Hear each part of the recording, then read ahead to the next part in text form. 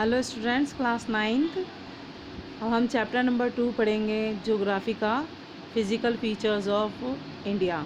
जैसा कि हम जानते हैं कि हमारा जो इंडिया कंट्री है वो एक ऐसी कंट्री है जहाँ पर आपको माउंटेन्स भी मिलेंगे, हिली एरियाज़ भी मिलेंगे, आपको जो है ग्लेशियर्स भी मिलेंगे, आपको लैंड भी मिलेगी, सभी कुछ आपको देखने को मिलेगा।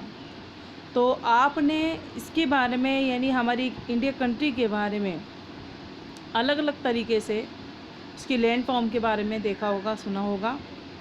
और इस हमारे इंडिया कंट्री को अलग अलग पार्ट्स के अंदर बांटा गया है। जैसा कि हम जानते हैं, हमें ये सुनते हुए किसी तरीके की कोई वंडरिंग नहीं होगी, आश्चर्य नहीं होगा कि हमारे इंडिया के अंदर mountain, planes, desert, plateaus, island वगैरह सब मौजूद है। और यहाँ के जो फिज़िकल फीचर्स हैं वो भी अलग अलग तरीके से फॉर्म्ड में आए हुए हैं। तो अब हम यहाँ पर ज़्यादातर जो लर्न करेंगे तो मेजर फिज़िकल फीचर्स के बारे में पढ़ेंगे इंडिया की, जिसके अंदर आपको अलग अलग तरीके के, अलग अलग टाइप्स के, डिफरेंट टाइप्स ऑफ रॉक्स आपको नज़र आएंगी, जिनको हमें समझना है। जैसे कि आप लोगों को पता है कि यहाँ पर अलग अलग तरीके के जो है रॉक्स नज़र आती हैं, जैसे मार्बल, लाइक मार्बल्स। तो मार्बल जो होती है उससे आपने ताजमहल को बना हुआ देखा होगा, कई लोग अगर गए होंगे और उन्होंने ताजमहल बना हुआ देखा होगा। इसी तरह से आप जो है रेड रॉक भी देख रखी होगी आपने, जिसे हम लाल पत्थर भी कहते हैं, और जिनसे आपने लाल किला वगैरह ये बना हुआ देखा होगा। यहाँ पर अलग अलग तरीके की सॉइल भी जो है, डिफरेंट टाइप्स ऑफ सॉइल मिलती है, डिफरेंट टाइप्स ऑफ रॉक्स मिलती हैं। तो ये सब चीज़ें हमें यहाँ पर देखने को मिलेंगी। इंडिया एक लार्ज लैंड मास फॉर्म्ड है जो डिफरेंट जियोलॉजिकल पीरियड्स के अकॉर्डिंग जुड़ी हुई है। और यहाँ पर जियोलॉजिकल जो फॉर्मेशन है वो एक नंबर में अपने प्रोसेस में काम करता है। और वेदरिंग यानी कि यहाँ का जो वेदर है वो अलग अलग होता है। यहाँ पर तेज़ गर्मी भी पड़ती है, तेज़ ठंड भी पड़ती है, तेज़ बरसात भी होती है। तो अलग अलग एरियाज़ में अलग अलग तरीके से ये सब चीज़ें यहाँ पर आपको देखने को मिलेंगी। तो और ऐसे मोमेंट भी होते हैं जहाँ पर आपको शायद नज़र आ रही होंगी, यहाँ पर प्लेट्स नज़र आ रही होंगी।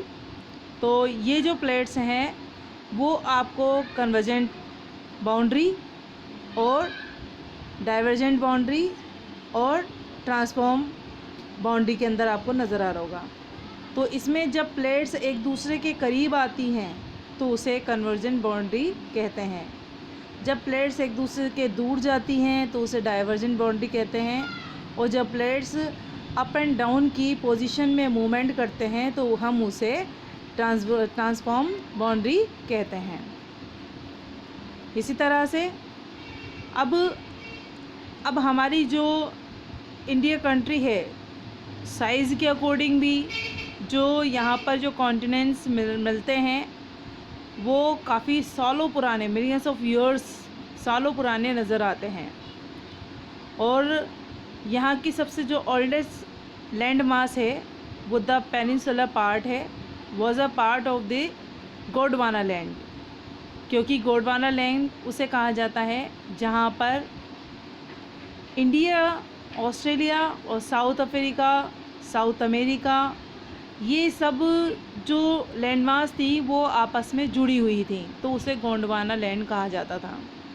फिर बाद में इन प्लेट्स के बीच में मूवमेंट होने लगा और वो मूवमेंट्स होने की वजह से ये जो लैंड है वो अलग अलग तरीके से अलग अलग पार्ट्स में डिवाइड हो गई।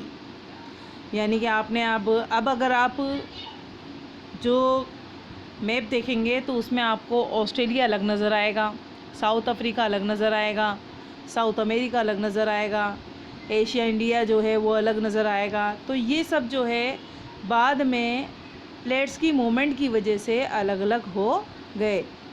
बाकी उससे पहले जब ये जुड़े हुए थे तो इसे गोंडवाना लैंड कहते थे। इसके बाद the Himalaya of the uplifted out of the Tethys seas, हम ये देखेंगे कि यहाँ पर जो गोंडवाना हिल्स है उसमें किस तरह से कैसे मूवमेंट हुआ, कैसे क्या हुआ, और हमने ये चीज़ भी देखी कि हिमालय किस तरह से अपलिफ्टेड हुए, यानी कि ऊपर की ओर उठे, और उनको किस तरह से आगे चलाया गया। ये हम नेक्स्ट वीडियो के अंदर पढ़ेंगे।